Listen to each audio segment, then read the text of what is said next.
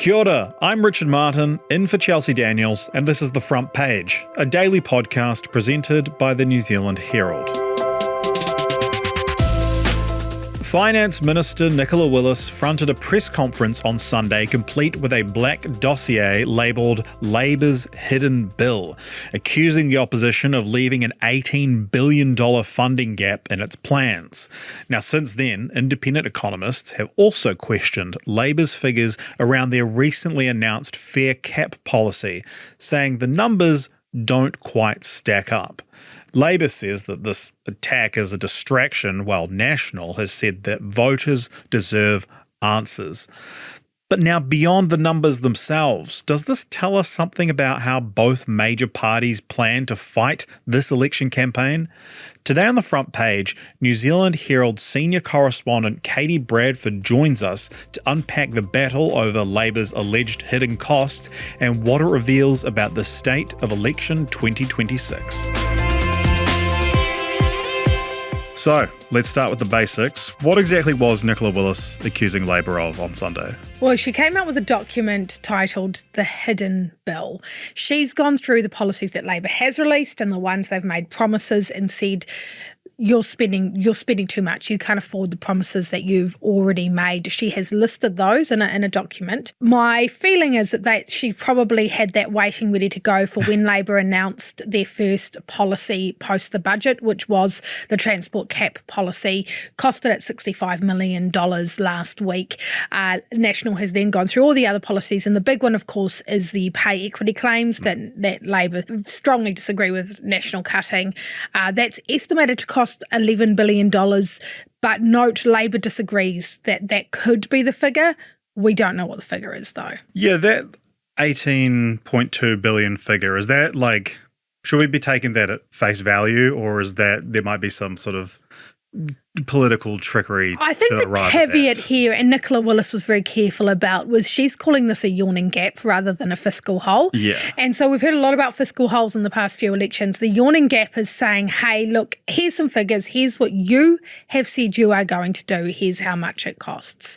Labour knows that they face the attacks on this. They knew this with the transport policy. They know with every policy they release, National is going to come at them over the costings, and other parties as well, and the Taxpayers Union and other groups. So I know, for instance, that last week with the transport policy, they went over and over those figures to get to the $65 million. You can never say exactly how much a policy is going to cost. Sometimes they come in under, sometimes they come in over. There are so many factors, but they do need to get these right. Is this a genuine weak spot for Chris Hipkins and Labour, do you think? Like, how vulnerable is Labour here? I think Labour know that this is the key area of attack. Voters see National as the safe economic party. Labour is the one who is seen as being frivolous with spending, and there's a lot of claims and argument around that after what happened during COVID in the last term of the last Labour government. A lot of money was thrown around. I think Labour and all parties should actually be really careful about costing all their policies. Now, National in the last election also had a huge claim of a fiscal hole around their foreign buyers plan. They released their fully costed proposal 3 weeks out from the last election. Very quickly, 3 economists came out, and those economists, one on the left, one on the right, one in the middle, all came out and said, actually, there's a $2 billion hole in this plan. So all parties are actually vulnerable to this. It's why they should get their numbers right as much as they can. Yeah, well, it's important as well to have those independent economists look at it. Like, why isn't everything just looked at like that?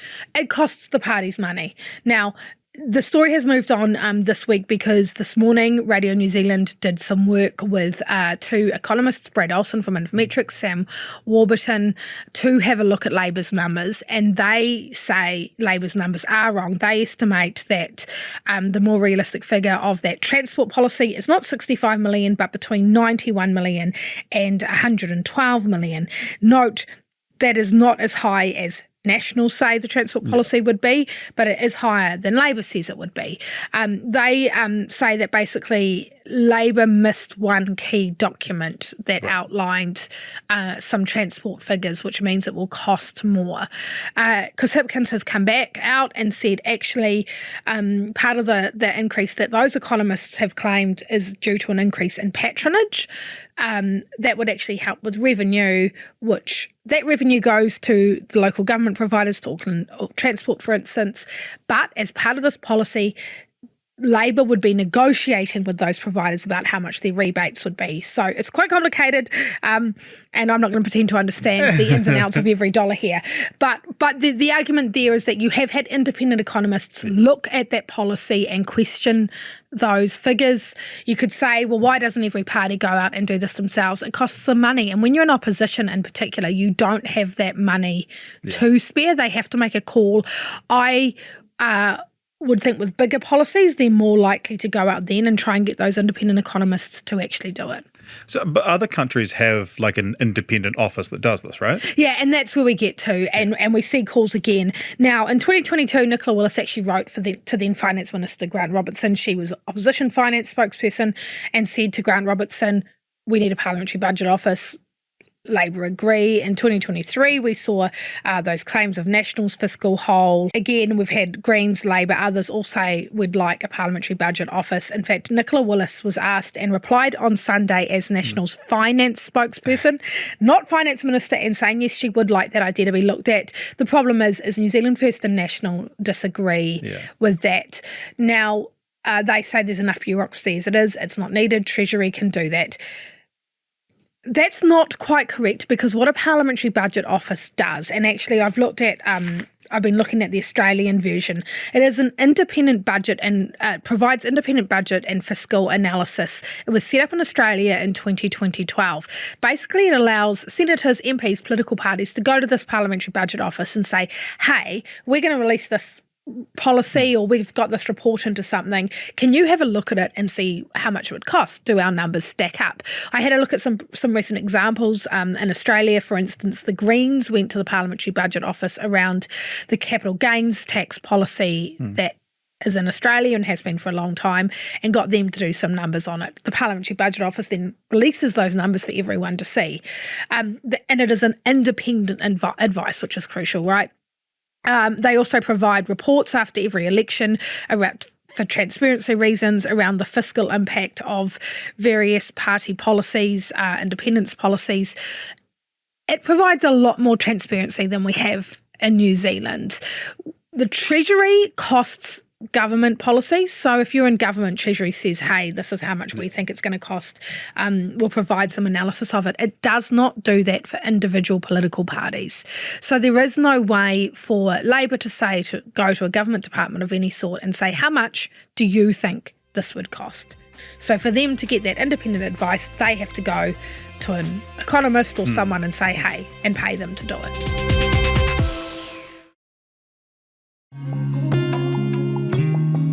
Divide the 65 million that Labor says the policy would cost by the 1,200 it says it will save people on average. The hundreds of thousands of people Chris Hipkins says will benefit from the scheme rapidly evaporates and turns out to be just 54,000. New Zealanders have been here before. Castles in the sky that evaporate when they touch the ground. So if there was something set up in government like in Australia, does that sort of stop a bit of the fighting as well? Because then it takes away that. There's like a lot of heat out of the election campaign, so not all parties might like it, because actually it's quite handy for ACT and New Zealand First can constantly say Labor and the Greens are big spenders. Yeah. You know, and allows them to use that argument. This is something that you would need cross-party support for, and that's part of the problem. Of course, there's a cost involved in creating a new office of this sort. I don't have the figures of how much it costs in Australia, or I don't know if we even know how much it would cost in New Zealand to do it. You could use some of the functions that are already there in Treasury and so forth to do it. But yes, it takes some heat out, and you could argue that it actually allows voters and journalists and commentators and everyone to actually focus more on the actual policy than on the costings, right? Because what are we talking about with Labour's transport policy? We're talking about the costings. Yeah. We're not talking about the actual policy. And again, that's what happened to National around their fiscal plan when it was released. Everyone talked about, well, you've got a $2 billion hole in it, not the policies that are there. So if you actually want to serve voters, yes, voters deserve policies to be fully costed. Voters deserve to know, can the country afford this policy that you're proposing? But is it worth more time? Is it worth as much time as we spend talking about this? The $65 million that Labour said, and now the economists that have come out just this morning saying, it's closer to 90, 100. It's like, is that really that much of a difference? It's $30 million we're potentially talking about, but in terms of if they'd come out and said this is going to cost $100 million, I feel like that's not... It's not that much money in the scheme of money. The key issue is getting it right. Yeah. And Sam Warburton, one of the economists, said this morning that actually if so the transport subsidy is $20 if you're in Auckland, Wellington, $10 cap if you're elsewhere. He said, well, if you increase that to say $26 or $27, you would get to that $65 million. So Chris Hipkins, of course, was asked, well, would you increase it? And he says, well, no, because our numbers stack up, right? Yeah. You can guarantee that behind the scenes right now, Labour is back going over those numbers to make sure they've got it right. Would voters care that much if you said, okay, the cap's going to be $26 now? Probably not. It's just that it's a backtrack. It's not great when you've released this big policy. It overshadows it, right? So I guess it's interesting. Would it be a smarter move to be like, okay, it's $26 now, or to be like, okay, it's actually going to cost $90 now? Because I feel like if you're a commuter, $6 a week difference feels like more than the country is going to pay an extra little bit. And that's where people put their own values, right, in terms of what matters to them.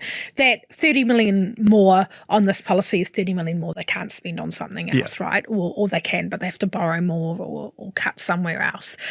What it all really comes down to is all parties should provide fully costed plans. They will closer to the election. We are talking about this 5.5 months out from an election, which means we're probably still going to be talking about this every month for the next 5.5 months, which again comes back to if you could have independent advice, if parties could go and say, hey, this is what we want to do, how much does it cost? The Greens and other parties have always struggled with this in the past. Some parties don't really release fully costed plans at all. So, it's the attention is always going to be on the bigger parties over this, rightly so. Yeah, sure. But how rare is it to sort of expect it at this point? Because looking back, National was the last election didn't release until only a few weeks beforehand, like you said. So, is that a chance for Labour to be like, hang on a minute? Well, they do that because they want to release it at a key time in the election. They're aware that in the campaign, voters switch in and out of this, right? Yeah. So in 4 months' time, when we're in the heat of an election campaign, are they going to remember the exact details that we talked about Labour's transport plan now and where the numbers add up? Also, they need to be releasing more policies. You need to see the full policy portfolio, and the whole point of an election campaign is parties want to get out there and make a big splash with their policies, do them at campaign rallies, do them at big events, do them at their conferences, etc. Therefore, they're going to save policies up for closer to the campaign. Therefore, they can't provide a fully costed plan until all the policies have been released. You can put some money inside and say, we're going to have $200 million for an unknown health policy, right? But we'd be starting a campaign very early if we were putting out fully costed plans now. So on the optics of Nicola Willis's press conference over the weekend, coming out with this Blake dossier and going on the attack this early, Barbara Edmonds from Labour has said that it comes across as a little bit desperate, right? Yeah, Nicola Willis, she's done that. She knows Sunday's a quiet news day. You're going to get more of a splash on a Sunday. You also try and set the agenda for the week by releasing that on a Sunday. I think National were waiting for Labour's transport policy to come out and then decided they needed to get all those numbers together. They needed time to do it. It's good politics. It's retail politics. It's what, it's certainly a good strategy from National in that sense, and having a document there that they can show and Labour's hidden bill and so forth, all of the things that make good TV. But National needed to make sure their numbers were right as well in terms of doing it. And again, I think it was trying to maximise coverage and set the agenda for this week. And they have, because we're still talking about it a couple of days later, right? So there we go. Do you think it kind of sets the precedent for this election as well? I think so. And this is going to yet again be a cost of living election, right? Yeah. And maybe, look, if the peace deal that was announced yesterday lasts, and it's estimated to be 3 to 6 months from when a peace deal comes in and the Strait of Hormuz reopens, that things may start to return to normal. That could work out quite well for National if in, say, 3 months' time, some of those pressures around fuel prices and the expected inflation on goods, etc., have started to come down a bit. That would actually set the election campaign up, that people might not be feeling cost increases and there might not be such a focus on it. We don't know what's going to happen. So I think the 2023 election was cost of living election. No one thought we'd still be in this position in 2026. It looks like we still will be. We're seeing house prices falling and flattening across the country in most places as well. There's a lot of things still there. So everyone's looking at their household finances and saying, do my numbers add up? Yeah. They're asking political parties to do the same. And that's why there will continue to be this focus on how much each policy costs. You need to look at the merits of the policy at the same time. So, and that's the job of voters to do, about whether they think that policy is worth it and is it worth that amount of money. It's also, we have to remember that, like you said, $30 million doesn't mean much to you, right? Because in the scheme of things. So a lot of people look at this and go, oh, the government's wasted, this policy costs $200 million or this costs $2 billion. Yeah. It's hard to judge, I think, for a lot of people how much a policy is worth and how much it should cost. Again, the more transparency you have around this, the better. So if you had an independent arbitrator, an independent parliamentary office who could say, this costs $200 million and we can compare it to these policies that also cost $200 million, that allows the voters to have more, to be able to make, I guess, more informed decisions. Yeah. And historically, do these sort of big numbers where we're throwing around things like that actually move the needle for voters? Because this, we talked about this on the show last week, that something like you will never pay more than $20 a week in public transport is so easy as a commuter to understand. Whereas it costs a little bit more on the back end.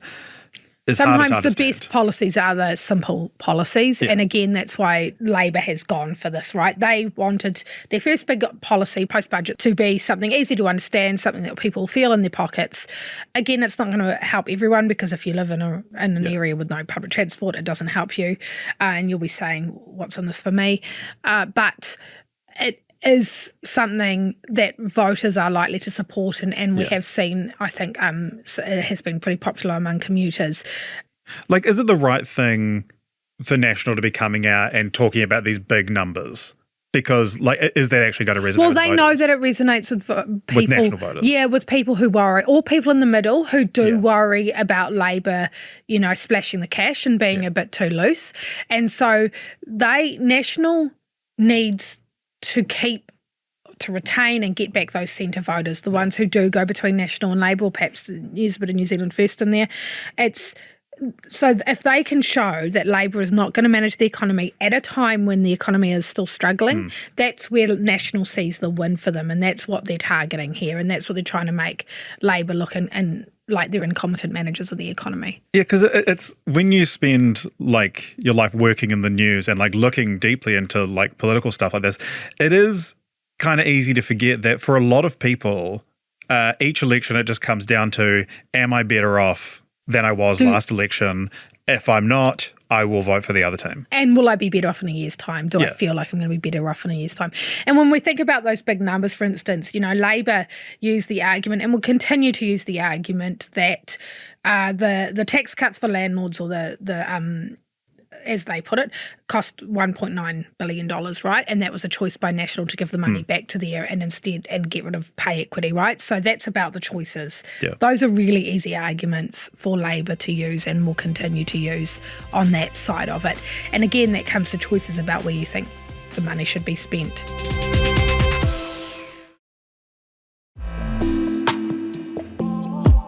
No, well, on the one hand, Nicola Willis is claiming Labour doesn't have any policy, and then on the other hand, she's claiming that the policies that we've got are going to result in the end of the world. She doesn't seem to have a particularly clear message there. I'm not entirely sure whether Nicola Willis knows what she's trying to argue. The reality is we will set out a fiscal plan that shows how we will balance the books, which is something Nicola Willis for the last 3 years has failed to do. Nicola Willis probably got a heads up that there was a very bad opinion poll coming out for them on Monday and was trying to distract from that because they don't want to accept the reality that they're sinking. It was interesting timing as well that this press conference came on the eve of post-budget scrutiny week. And so first off, what exactly is Scrutiny Week is something that is relatively recent started. It happens twice a year, but this is the last one before the election because of the way the parliamentary sitting calendar works. I think it's a great move. Basically, it means you're very busy if you work at Parliament this week. Parliament is not sitting like it normally is, but all ministers and MPs will be there and racing around select committees who will it basically allows opposition MPs to hold ministers to account more, to scrutinise certain parts of policy, to ask some questions. There's been a story released this morning about some concern around a project started by MB. The Immigration Minister has come out about it. So I think it's a good idea. The more scrutiny, the better, right? And so it just allows more questions to be asked of ministers and government department heads about what's happening in their portfolios. MPs, of course, opposition MPs will seize on it and try and find stories and so forth out of it. It's sort of like an extra select committee hearings to what we normally have. So just to finish on, like, if we strip away all the sort of political theatre, all the accusations and everything, what are going to be the actual biggest unanswered economic questions that voters should be looking and like demanding answers essentially? Well, I think it comes back to what you said about what matters to you, right? Yeah. And so I think voters do want to know they can trust whoever is in government with their taxpayer dollars. Yeah. It comes down to your own views on where you think money should be spent, and if you're worried about the government getting into debt and should be paying down debt, should it be borrowing more to pay for, say, big infrastructure projects. So there are arguments that, you know, by spending less money, we're not investing in the economy, we're not growing jobs and so forth. What matters to you in your own pocket, I think, as you said, is what people look at. And so I think every party should have fully costed fiscal plans, policy plans, so people can actually see and read those themselves. I think not everyone has time to do that. It would be great if every voter did actually look at every political party and look at their policies and made the choice based on policies. I don't think that's always what happens. And so they might like one particular thing that someone has said or one particular policy. There's one area that they're the most concerned about, and that's how they vote. But and yes, not everyone spends all their time looking at policies and the fiscals of policies like I do. Yeah, well, thank God we have you, Katie Bradford. Thanks so much for joining us. Thank you. That's it for this episode of The Front Page. You can read more about today's stories and extensive news coverage at nzherald.co.nz. The Front Page is produced by Jane Yee and me, Richard Martin. Kane Dickey is our studio operator. Subscribe to The Front Page on iHeartRadio or wherever you get your podcasts, and tune in tomorrow for another look behind the headlines.